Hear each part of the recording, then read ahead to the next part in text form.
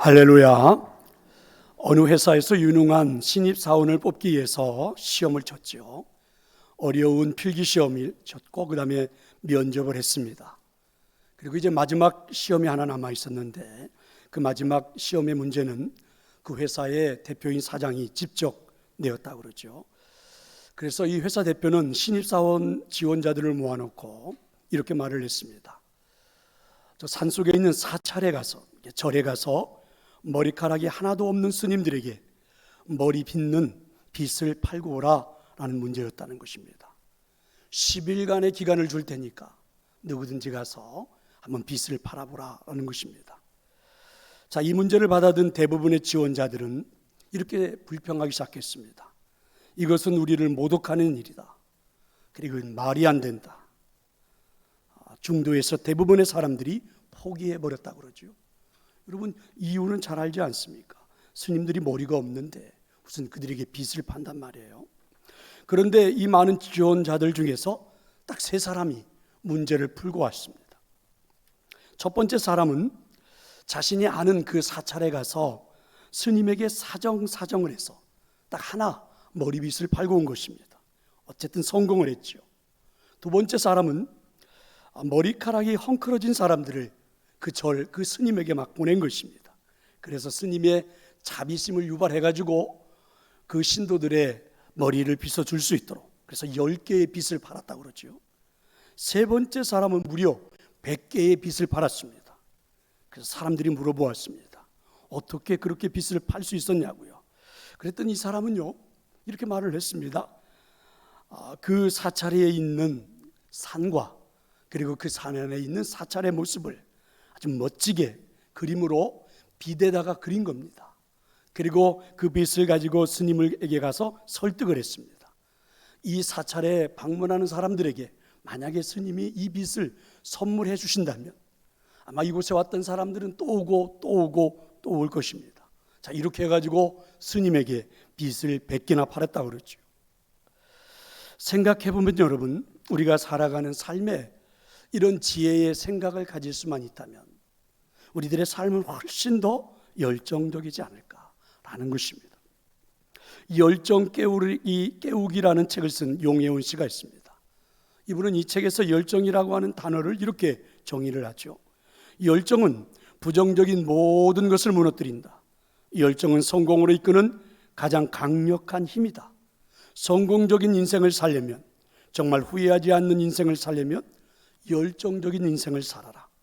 자신의 인생에서 성공을 원한다면 열정을 쏟아부어라.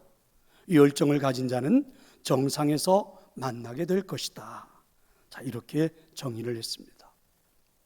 살아있는 사람과 죽은 사람의 차이가 여러 가지가 있겠죠. 그 중에서 분명한 하나의 차이를 말해보라면 저는 열정이 있느냐 없느냐를 가지고 말해볼 수 있습니다. 대부분 사람들에게 심장이 멈추는 죽음이 찾아오면 그죠? 몸이 싸늘하게 식어가기 시작합니다. 더 정확히 말하면 이제 우리들의 심장의 박동이 죽음이 가까우면 약해지죠. 그러면 이 심장과 먼 쪽으로부터 서서히 몸이 식어가기 시작합니다. 그래서 옛날 사람들은 임종을 앞에 두고 있는 사람들의 시간을 알아볼 때에 가서 먼저 이렇게 발부터 만져보잖아요. 싸늘하게 발이 식어가기 시작하면 얼마 남지 않았다 이렇게들 추측을 하죠. 마찬가지입니다. 생명이 나오고 죽음이 찾아오기 시작하면 심장 박동이 약해지기 시작하고 그 영향으로 인해서 몸이 식어지고 그 다음에는 그 식어진 몸은 굳어져서 말 그대로 시체가 되는 것이죠. 이처럼 여러분 생각이 약해지기 시작하면 열정도 식어집니다. 열정이 식어지기 시작하면 내 삶의 모든 것들이 굳어버리죠. 아무것도 하기 싫은 사람처럼 되어버립니다. 마치 죽은 사람처럼 되는 것이죠. 그래서 중요한 것은 생각입니다. 지혜로운 생각을 할 줄만 안다면 우리 안에는 끊임없는 열정이 넘쳐날 때고 내 안에 끊임없는 열정이 넘치는 사람은 생기가 있어 보이죠. 그리고 더 중요한 것은 이와 같이 생기 있는 사람은 하나님께서 우리를 통해서 이 세상을 움직여 가시는 가장 강력한 에너지가 되는 것입니다. 오늘도 하나님이 나를 사용하실 수 있도록 여러분은 열정을 가슴에 품고 살아가고 있습니까? 그 열정이 살아있는 삶을 위해 오늘도 여러분은 여러분의 인생을 두고 끊임없이 생각을 하면서 살아가고 있나요?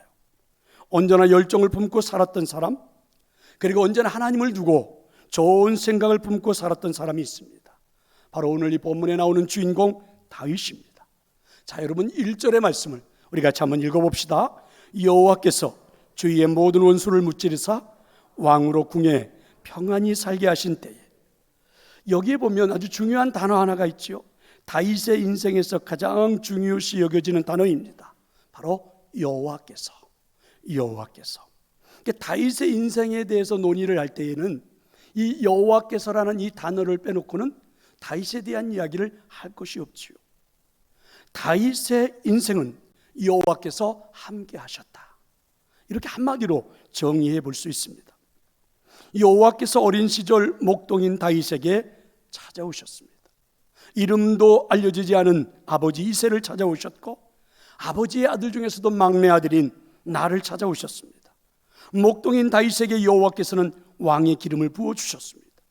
10대 후반밖에 되지 않는 어린 소년에게 장차 이 나라의 두 번째 왕이 될 것이라고 기름을 부어주신 것입니다. 여호와께서 블레셋과의 전쟁에서 누구도 대적하기 힘들어 보였던 골리앗을 다윗이 넘어뜨리도록 하셨습니다. 칼과 창이 아닌 물맷돌로 넘어뜨린 것입니다. 전쟁터에서 잔뼈가 굵은 골리앗, 육중한 체격을 가지고 있는 골리앗을 어린 소년 10대가 이기게 하신 것이죠. 여호와께서 10여 년의 고난의 시절을 인내하게 하셨습니다. 사울 왕의 질투로 시작된 차기 왕이 될지도 모른다는 불안감에 사로잡혀 다윗을 죽이겠다는 그 고난을 잘 견디게 하셨죠. 여호와께서 이스라엘의 두 번째 왕으로 통일 왕국을 이루게 하셨습니다. 말 그대로 시골뜨기, 광야 고난의 세월 속에서 몇 번이고 생사를 넘나들게 하셨고, 블레셋 왕 앞에서는요, 살기 위해서 머리를 풀어헤치고 침을 흘리며 미친 사람 행세를 했던 다윗이 이제는 모든 백성들을 아우르는 통일 왕국을 이루게 하셨습니다. 여호와께서 왕이 되어 나라를 다스릴 때에는 주변국들과 수많은 전쟁터에서 승리하게 하셨습니다. 심지어는 이제는 주변국들 모두를 속국으로 삼아 다시는 다윗 왕을 대적하지 못하도록 그렇게 만들어 주셨습니다. 이처럼 다윗의 인생에는 여호와께서 이 단어를 제외하고는 다윗에 대한 인생은 더 이상 논할 만한 이야기가 없습니다. 이렇게 여호와로 인하여 한평생을 살아온 다윗, 이렇게 여호와로 인하여 정말 성공적인 인생을 살아온 다윗에게 오늘 우리가 읽은 본문에 펼쳐지는 상황은 정말 아름답기만 하죠. 여호와께서 주의 모든 원수를 무찌르사 왕으로 궁에 평안히 살게 하신 때에. 그렇습니다. 이 얼마 만에 찾아온 평화입니까? 모든 원수를 무찌르사. 이렇게 다윗이 왕이 되기까지는 내적 외적으로 얼마나 많은 원수들이 있습니까? 왕이 될 때에도 사울 왕을 따랐던 수없이 많은 백성들 신하들로부터, 그리고 다윗을 죽이겠다고 찾아다니는 그 많은 사람들로부터 내적인 원수들도 하나님은 막아주셨고, 그런가 하면 주변의 나라의 외적인 원수들까지도 다 막아주셨습니다. 그리고 이제 다윗에게는 정말 평화가 찾아왔죠. 평안이 찾아왔습니다. 모처럼 궁에서 평강을 누릴 수 있는 시간입니다. 이제는 전쟁터에 나가지 않아도 됩니다. 하나님께서 만들어주신 그 궁에서 하루하루 행복을 누리며 살 수 있는 상황이 오늘 본문의 상황, 지금 다윗에게 펼쳐지고 있는 것입니다. 모처럼 평강을 누리며 궁에서 살고 있는 다윗은, 그런데 이상하지요. 이 열정의 사람답게 또 하나의 상황이 오늘 이 본문에 전개되고 있습니다. 자, 여러분 2절의 말씀을 우리 같이 한번 읽어봅시다. 왕이 선지자 나단에게 이르되 볼지어다 나는 백향목궁에 살거늘 하나님의 궤는 휘장 가운데 있도다. 전쟁에서 승리를 거두고 모든 원수를 물리치고 모처럼 그에게 심히 이루어지고 있는 궁에서 있었던 그런 일이죠. 어느 날 다윗은 궁 안에 여기저기를 많은 신하들과 함께 돌아다니며 산책을 합니다. 그러다가 한 상황을 목격하게 됐죠. 다윗의 궁전 뒷마당에 모셔 있는 법궤입니다. 하나님의 임재를 느낄 수 있는 법궤가 모셔진 성막이 그저 초라하게 마당 뒤편에 모셔져 있습니다. 그런가 하면 여기에는 여전히 몇 명의 제사장들과 레위 사람들이 제사를 드리고 있죠. 지금 다윗 앞에는 이와 같은 상황, 이와 같은 환경이 펼쳐지고 있습니다. 자, 여러분, 그 모습을 다시 한번 떠올려 볼래요? 많은 신하들과 함께 하나님 만들어 주신 모처럼의 평안을 누리고 살 수 있는, 쉼을 누리고 살 수 있는 아름다운 광경이죠. 그래서 신하들과 함께 궁 안에 여기저기를 둘러다니다가 하나님의 법궤가 모셔져 있는 그 뒷마당을 보게 됐고, 그리고 그 앞에서 제사를 하고 있는 제사장들을 돕고 있는 레위 사람들, 이들을 지금 보고 있는 상황이죠. 자, 이 모습을 보고 어떤 생각을 품을 수 있을까? 이 모습을 보고 어떤 열정을 품을 수 있을까라는 것입니다.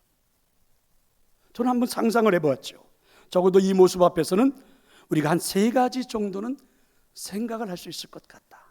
첫째는 블레셋에 빼앗겼던 법궤가 돌아왔지만 사람들이 그 법궤를 찾지 않아서 마치 산속 한 구덩이에 실로에 방치되다시피 되어 있었던 이 법궤를 내가 이 궁으로 모셔왔다고 자랑할 수 있습니다.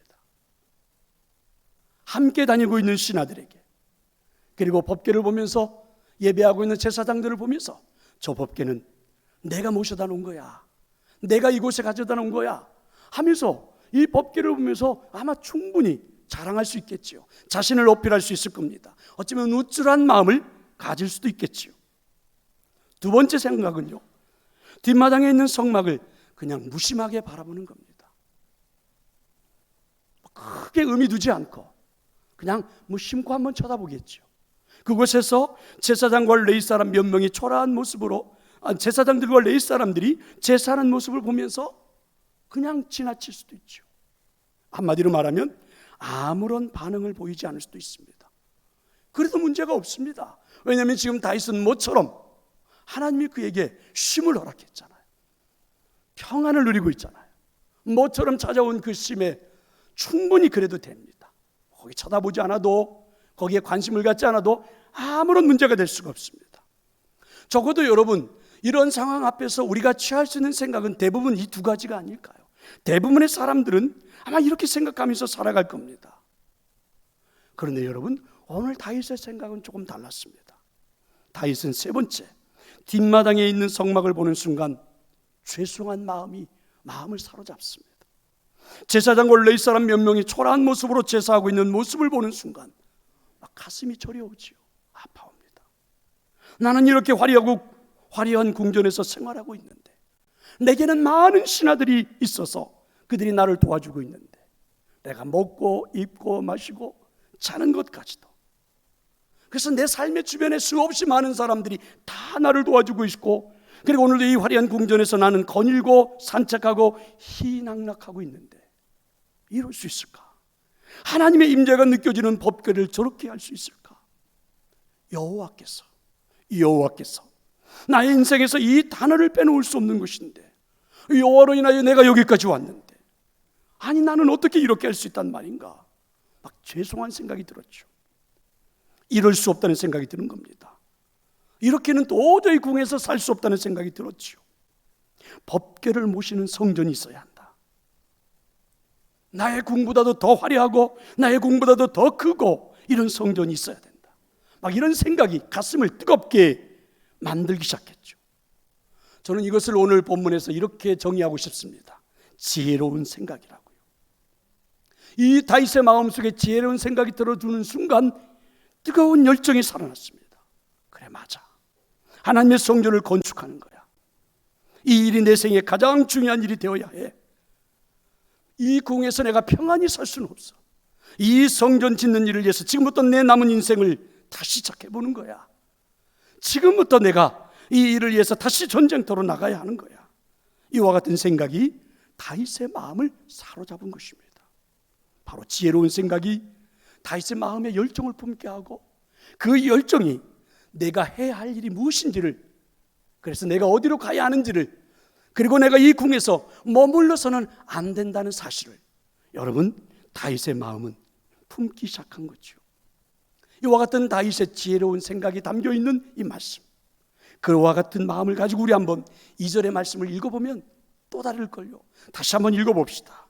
왕이 선지자 나단에게 이르되 볼지어다 나는 백향목궁에 살거늘 하나님의 괴는 휘장 가운데 있도다. 성도 여러분, 여러분의 인생에서 절정을 누리고 살 때에, 여러분의 인생의 전성기를 구가하고 있을 때에 여러분에게는 무슨 생각이 나던가요? 여러분 정말 어렵게 살다가 하나님 주신 그 은혜로 인해서 정말 많은 물질의 축복을 받아서 내 집을 마련할 때 하나님의 집을 생각해 보신 적은 있습니까? 내가 정말 내 인생에 이렇게 행복할 수 있을까? 내 삶에 이런 충분한 행복이 찾아왔을 때 하나님에 대한 생각으로 내 마음을 가득 채워본 적은 있습니까? 가난할 때, 그리고 곧장 예수님을 믿던 사람들이 돈 꽤나 벌고 나면 하나님을 등지는 사람들 우리 종종 보잖아요. 비천에 처했을 때에 하나님 앞에 나와서 몸부림하며 기도하던 사람들이 평안을 얻고 나면 여러분 주님을 저버리는 것 왕왕 보게 되지 않습니까? 지금 다윗은 출세를 했습니다. 명성을 얻었죠. 모든 사람 앞에 높임을 받고 있습니다. 그런데 다윗에게는 여전히 여호와께라는 단어처럼 자신의 삶에 이 단어를 빼놓고는 아무것도 할 수 없는 것처럼 여전히 하나님에 대한 생각이 가득 차 있죠. 하나님의 장막은 저리 초라한데 내 집은 너무 화려하구나. 그래서 이 사람은, 이 왕은 나단 선지자에게 말을 했죠. 내가 하나님의 성전을 꼭 건축하고 싶소. 내가 하나님의 성전을 꼭 건축하고 싶소. 그때 나단 선지자가 말합니다. 여호와께서 왕과 함께 계시니 무릇 마음에 있는 바를 행하소서. 이렇게 말입니다. 성공해서 큰 부자가 된 사람이 있었습니다. 자신의 인생에 대해서는 정말 자랑하고 싶은데 진짜 자랑하고 싶은 사람은 그 동네에 사는 한 랍비입니다. 저 랍비에게는 늘 왠지 모르게 부족한 생각이 들어서 저 사람을 찾아가서 좀 내가 얼마나 우쭐한 사람인지를 보여주고 싶었죠.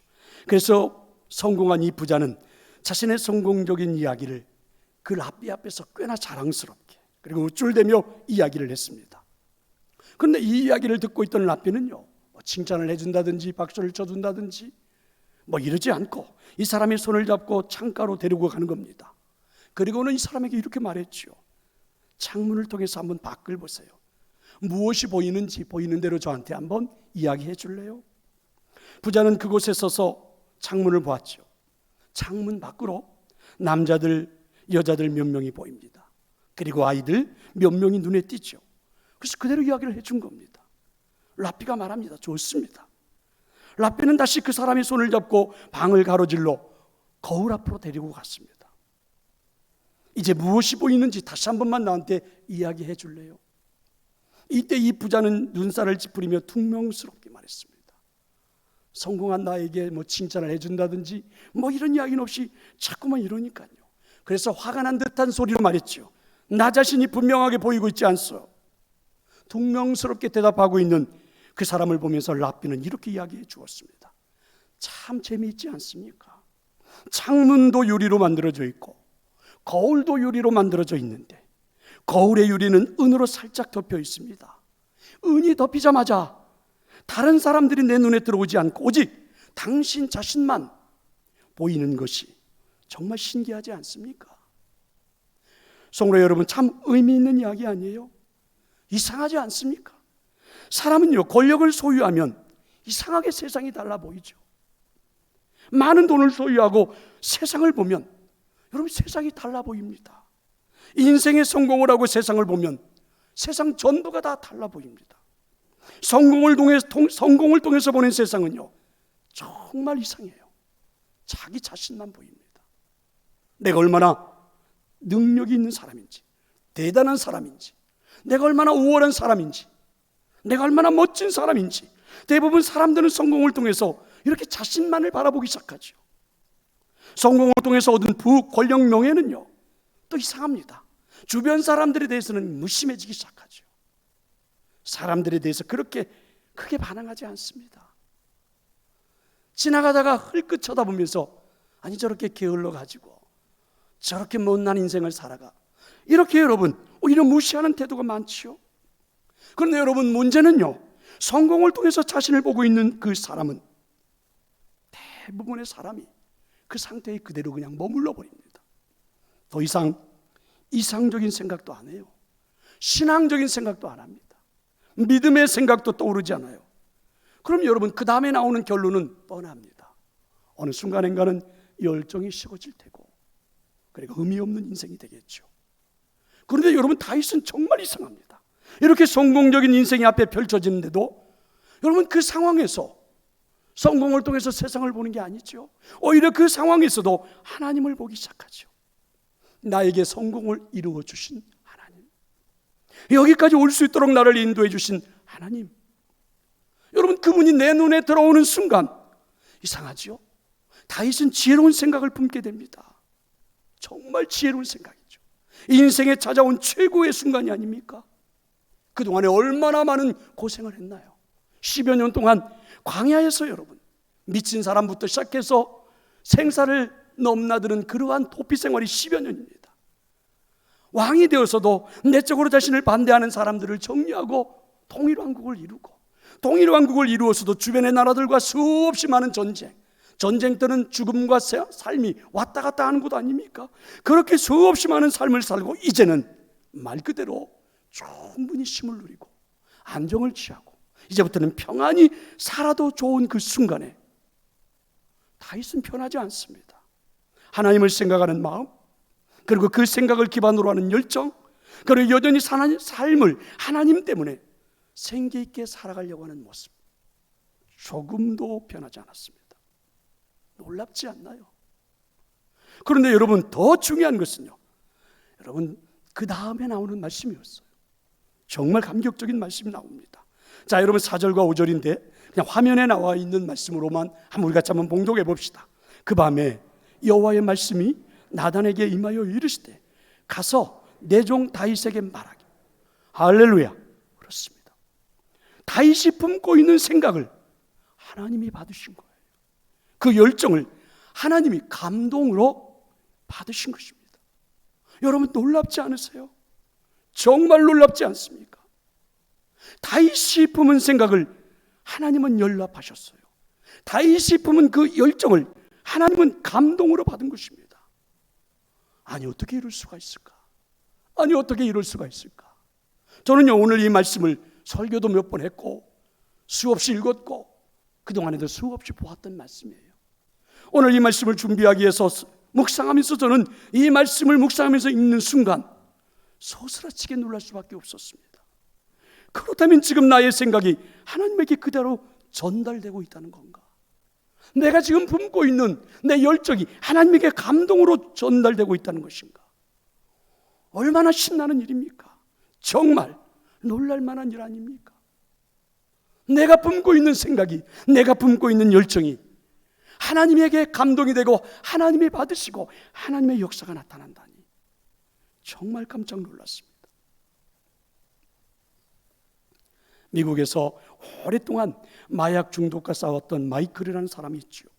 고등학교 때부터 이 사람은 친구들과 함께 마약을 하기 시작해서 40대 초반까지 계속해서 마약 중독 상태로 살았습니다. 벗어나 보려고 정말 많은 노력을 했지요. 카운셀링도 해보고 치료센터도 가보고 소용이 없습니다. 그런데 이가 어느 날 마약을 끊고 완전히 자유로운 사람으로 돌아온 거예요. 사람들은요, 깜짝 놀랐습니다. 한 친구가 물었죠. 너 마약을 끊기 위해서 어떤 좋은 치료 프로그램을 받았냐? 어디를 갔다 온 거야? 근데 이 친구가 이렇게 말을 했습니다. 아니야, 나는 어느 날 친구로부터 전도를 받았지. 내가 어렸을 때 다녔던 교회를 그래서 출석하게 된 거야. 교회 가서 내가 예배를 하면서 예배하는 순간에 마약 대신에 하나님에 대한 생각이 내 마음을 사로잡기 시작했어. 예배하면서 나는 하나님을 생각하게 됐지. 근데 어느 순간부터 하나님에 대한 생각이 내 가슴에 채워지면서 마약이 전혀 생각에 들어오지 않는 거야. 놀랍지 않습니까? 아니, 어떻게 이럴 수가 있는 것입니까?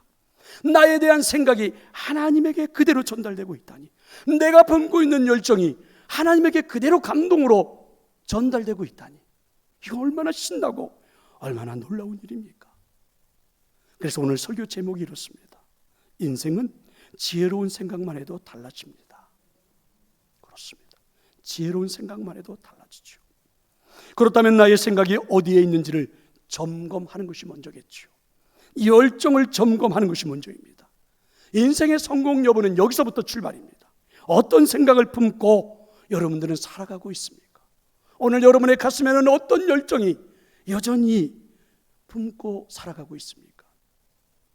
내가 지금 품고 있는 생각이 무엇일까? 내가 지금 품고 있는 열정이, 내 가슴에 담겨 있는 열정이 무엇일까? 이건 내 삶의 성공 여부를 그리고 가늠할 수 있는 정말 놀라운 일이지. 그런데 여러분, 오늘 본문은요, 여러분 다윗에 대한 생각으로만 감동을 주는 게 아닙니다. 다윗의 지혜로운 생각만 기록한 게 아니에요.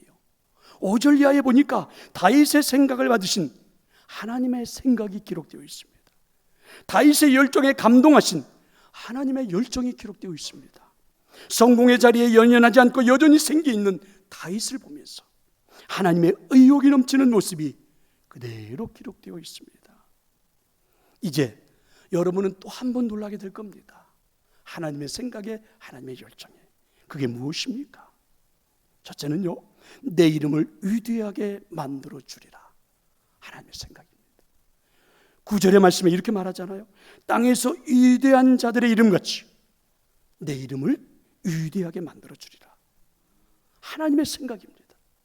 네가 나의 이름을 높였기 때문에 내가 너의 이름을 높여주겠다. 네가 나의 이름을 존귀하게 만들어 주었기 때문에 내가 너의 이름을 존귀하게 만들어 주겠다. 하나님의 생각입니다. 여러분, 옛말에 호랑이는 죽으면 가죽을 남기고 사람은 죽으면 이름을 남긴다고 그러죠. 하나님의 자녀들의 이름은 존귀합니다. 왜 그런지 아십니까? 오늘 아침도 나의 이름을 하나님이 지금 이 자리에서 부르고 있기 때문이지요. 나의 이름이 여러분 하늘나라 생명책에 기록되었기 때문이죠. 지금 예배하고 있는 이 시간에 성령님이 나의 이름을 부르고 나를 위해서 기도하고 있기 때문입니다. 하나님 앞에서 나의 이름이 존귀함을 얻고 있는 것입니다. 신구약 성경, 기독교 역사상 수많은 사람들, 그들의 이름들이 오르내렸지만 그 중에 가장 영광스러운 이름 하나를 대라 하면 다윗이 아닐까요? 성경에는 수많은 사람들의 이름이 나오지요. 그런데 여러분, 그 중에 가장 많은 이름이 등장하는 게 바로 다윗의 이름입니다. 아브라함보다도, 사도 바울보다도, 심지어는 예수님의 이름보다도 다윗의 이름이 더 많이 나오죠. 특이한 것, 메시아를 기억할 때, 병 낫기를 사모할 때, 주님 만나기를 사모할 때 대부분의 사람들은요 이렇게 말했습니다. 다윗의 자손 예수요. 다윗의 자손 예수요. 예수님을 부를 때의 그 이름 앞에 언제든지 다윗의 자손이라는 이름이 함께 붙었습니다. 예수님의 이름을 부를 때에도 다윗의 이름을 사람들은 함께 기억했습니다. 전군 천사들이 쌓여서 하늘 천사들의 나팔소리와 함께 다시 이 땅에 오는 걸 재림이라고 그러죠. 이 땅에 주님이 다시 재림할 것을 명명하는 그 이름이 어떤 이름입니까? 요한계시록에 이렇게 말하지요. 다윗의 열쇠를 가지신 이요. 놀랍지 않습니까? 나를 존중히 여기는 자는 내가 존중히 여기고 나를 멸시하는 자를 내가 경멸하리라. 하나님의 말씀입니다. 다윗을 향한 하나님의 생각이었어요. 다윗을 향한 하나님의 열정이죠. 다윗을 향한 하나님의 의욕 넘치는 모습입니다. 여러분, 정말 감동적이지 않습니까? 다윗은요 아무것도 아직 한 게 없습니다. 그 상황을 보고 지혜로운 생각 하나를 하고 지혜로운 생각으로 뜨거운 가슴에 열정을 품고 앞으로 내가 무슨 일을 해야 된다라는 생기 있는 인생으로 생각 하나에 잠겨 있는 것입니다. 그런데 여러분, 하나님은 그 다윗의 생각을 받으셔서 하나님도 생각하기 시작했죠. 다윗의 이름을 존귀하게 만들어주마. 하나님도 다윗에 대한 이름의 열정이 생각나고, 그리고 하나님은 이제부터 약속함과 하나님의 역사가 시작이 됐습니다. 얼마나 놀랍습니까? 생각 하나가, 지혜로운 생각 하나가 이렇게 다윗의 인생을 변화시킬 줄이야. 나의 생각의 변화는 이런 하나님의 복이 임할 수 있다면 신기하지 않나요? 놀랍지 않나요? 여러분, 지혜로운 생각만 해도 이렇게 달라질 수 있습니다. 지혜로운 생각 하나만 해도 우리들의 인생은 이렇게 달라질 수 있습니다. 또 한 가지, 하나님이 이렇게 말씀하십니다. 안정의 복을 주리라. 10절입니다. 내가 또 내 백성 이스라엘을 위하여 한 곳을 정하여 그를 심고 그를 거주하게 하고 다시 옮기지 못하게 하며 악한 종류로 전과 같이 그들을 해하지 못하게 하여. 하나님의 생각입니다. 이스라엘 백성들은 광야로 나와 40년을 떠돌이 생각을 했죠. 안정적이지 못했습니다. 구름과 등이 움직이면 따라 움직일 수밖에 없었죠. 여러분, 가나안 땅에 들어와서도 전쟁을 했습니다. 그리고 여러분, 그 전쟁을 하면서도 안정적이지 못하죠. 아무리 내가 쉬고 싶어도 구름 기둥이 움직이면 따라가야 하고, 아무리 내가 이 땅을 분배받았어도 전쟁에서 지면 그 땅을 떠나봐야 하는 불안정적인 삶이죠. 그런데 지금부터 다윗과 그의 자손들에게 하나님은 안정의 복을 주시겠다고. 우리가 이 땅에 살아갈 때 삶이 안정되어지는 것, 내 가정이 안정되어지는 것, 자녀들이 흔들리지 아니하고 안정되어지는 것, 우리가 살고 있는 이 사회가 안정되어지는 것, 이 나라가 안정되어지는 것, 민족과 국가가 안정되어지는 것, 이게 얼마나 큰 복입니까? 근데 하나님은 다윗에게 이 안정의 복을 약속했습니다. 거기서 끝나지 않습니다. 12절, 14절, 15절에 보면 여러 가지 안정 가운데 특별히 다윗의 자손들에 대한 안정을 약속합니다. 네 수완이 차서 네 조상들과 함께 누울 때 내가 내 몸에서 날 내 씨를 내 뒤에 세워 그의 나라를 견고하게 하리라. 네가 이 땅에 살아가는 어느 날 너도 조상들과 함께 죽겠지. 그러면 너의 자손들이 이 땅에 태어나 너의 뒤 왕위를 계승하게 될 텐데 그 왕위를 내가 견고하게 해주마. 하나님이 안정의 복을 약속하지요. 계속되는 말씀에 보면 이런 말씀합니다. 나는 그에게 아버지가 되고 그는 내게 아들이 되리니 그가 만일 죄를 범하면 내가 사람의 매와 인생의 채찍으로 징계하겠지만 내가 내 앞에서 물러나게 한 사울에게서 내 은총을 빼앗은 것처럼 그에게는 빼앗지 않으마. 때로는 너의 자손들이 실수도 하겠지. 때로는 너의 자손들이 죄도 짓겠지. 어느 경우엔 너의 자손들이 내 마음에 들지 않을 때가 있을 거야. 그런데 내가 너의 후손들을 왕위에서 쫓아내지 않겠다. 때로는 채찍을 들어서라도, 때로는 징계를 하겠지만 너의 이름을 봐서, 너의 얼굴을 봐서 너의 자손들을 내가 번성하게 해주시겠다. 하나님의 약속입니다. 그렇습니다. 하나님의 생각을 들으면서 우리는 느낄 수가 있습니다. 하나님이 다윗에게 감동을 받으셨구나. 하나님께서 다윗을 향한 의욕을 느낄 수가 있지 않습니까? 정말 감동적인 장면이죠. 지혜로운 생각만 해도, 이렇게 지혜로운 생각 하나만 품어도 하나님의 마음을 움직일 수가 있는데 충격적이지 않습니까? 저도 물론 이 말씀을 묵상하면서 제 자신도 돌아봤죠. 동산교회에서 성전을 건축하겠다고 했던 제 마음을 하나님도 이렇게 받으신 것은 아닐까. 다 쓰러져가는 교회를 세워보겠다고 가슴에 품었던 열정을 하나님도 이렇게 감동적으로 받은 것은 아닐까. 언제나 교회가 생기있는 교회가 되어 모든 성도들에게 생동감 있는 신앙생활을 주고 싶어 했던 나의 이 열정도, 나의 목회도 하나님이 그렇게 받으신 것은 아닐까. 저는 이런 생각이 들었습니다. 다윗의 지혜로운 생각 하나가, 그리고 그것이 열정이 되고, 그리고 그것이 생동감이 될 때 하나님은 그보다 더 감동적인 역사를 다윗의 인생 앞에 펼치고 있었던 것입니다. 놀랍지 않습니까? 또 한 가지 하나님이 이렇게 약속하죠. 너를 위하여 집을 지어주리라. 11절입니다. 전에 내가 사사에게 명령하여 내 백성 이스라엘을 다스리던 때와 같지 아니하게 하고 너를 모든 원수에게서 벗어나 편히 쉬게 하리라. 여호와가 또 내게 이르노니 여호와가 너를 위하여 집을 짓고. 하나님의 생각입니다. 감동받은 하나님의 약속이죠. 모든 원수에게서 벗어나 너를 평안하게 해주겠다. 심지어는 다윗아, 내가 너의 살아갈 집을 내가 네 지어주마.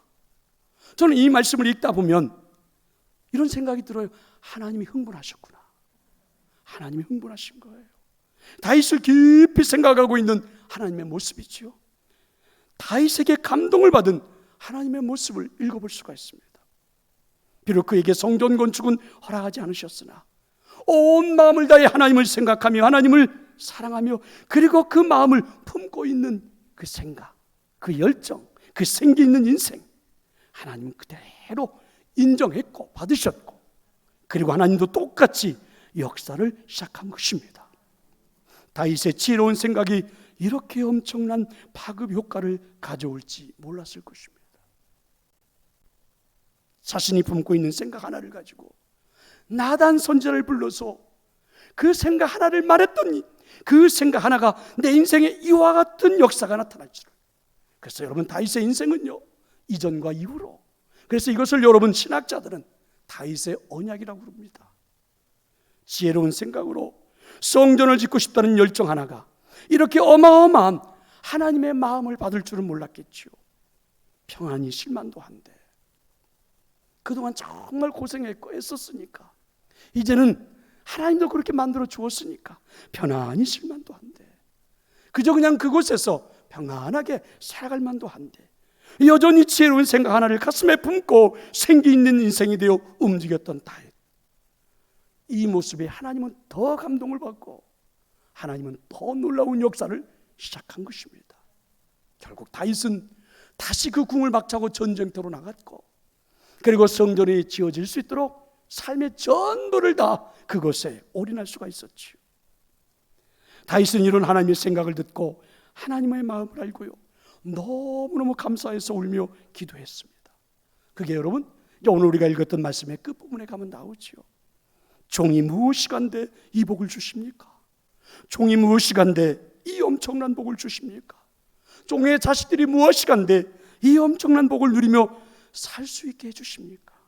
주의 은혜로 종의 집이 영원히 복을 받게 되었습니다. 이렇게 감격의 눈물을 흘리며 하나님께 부르짖습니다. 이제 말씀을 마치려고 합니다. 여러분은 후세에 여러분의 자손들에게 어떤 사람으로 기억되기를 바라십니까? 미국의 유명한 건설터인 피터 드러커는요, 13살 때, 중학교 때 이런 질문을 받았다고 그러죠. 종교 교육을 가르치는 한 목사님이 교실에 들어와서 중학생들에게 이런 질문을 던진 거예요. 너희들은 죽은 뒤 어떤 사람으로 기억되기를 바라느냐? 대답하는 아이들이 하나도 없었지요. 그럴 만도 하지 않습니까? 중학생들에게 죽은 뒤의 인생? 그렇습니다. 이때 목사님이 이렇게 대답했다고 그러죠. 말씀하셨다고 그래요. 나는 너희가 질문에 대답할 수 없다는 것을 알고 있다. 그러나 너희들의 나이가 인생 나이가 40세가 될 때까지도, 만약에 너희들이 그때까지도 여전히 이 질문에 대한 대답을 할 수 없다면 아마 너희들의 인생은 잘못 살았을 것이다. 일찍이 청교도들은요, 서로 만날 때마다 이렇게 신앙을 고백한다고 그러죠. 단 한 번밖에 없는 인생, 그것은 곧 지나갑니다. 이렇게 인사했다고 그러죠. 성도 여러분, 그렇습니다. 한 번밖에 살 수 없는 인생입니다. 돌이킬 수 없는 인생이죠. 아무리 후회해도 돌아갈 수는 없습니다. 성도 여러분, 여러분 인생에 대한, 삶에 대한 열정이 있나요? 지금도 여러분은 지혜로운 생각을 품고 그 생각이 여러분의 마음을 열정으로 가득 채우고 그 열정 때문에 오늘도 하루하루 생동감 있게 생기 있게 움직이면서 살아가고 있습니까? 오늘 여러분의 인생은 무엇입니까? 지금 이 순간에도 이와 같은 지혜로운 생각을 하고, 지금 이 순간에도 뜨거운 열정이 내 가슴에 살아있고, 이 순간에도 지금 그 열정으로 내가 생기 있는 인생을 살아간다면 이보다 더 좋은 행복한 인생이 어디 있겠습니까? 그런데 반대라면 생기도 없고 열정도 없다면, 생각도 없다면 당연히 나타나는 인생이 뭘까요? 무기력한 삶이 아닐까? 살아있지만 마치 죽을 날을 기다리는 사람처럼, 어쩔 수 없이 그냥 하루하루를 살아가는 사람처럼, 마치 시간을 죽이고 있는 사람처럼, 의미 없이 인생을 사는 것처럼 그렇게 하루하루를 살아가는 건 아닐까 하는 것입니다. 성도 여러분, 지혜로운 생각 하나가 저는 이렇게 엄청난 삶의 파장을 일으킬 줄은 몰랐습니다. 우리들의 지혜로운 생각 하나가, 그렇습니다, 우리의 삶의 열정을 불어넣고 그 열정 하나는 내가 무엇을 해야 하는지를, 내 삶을 생기 있게 만드는 놀라운 은혜가 된다면 우리의 생각을 다시 한번 해봐야 되지 않을까요? 그것도 지혜로운 생각으로 여러분의 삶이 달라지기를 축원합니다. 아버지 하나님, 고맙습니다.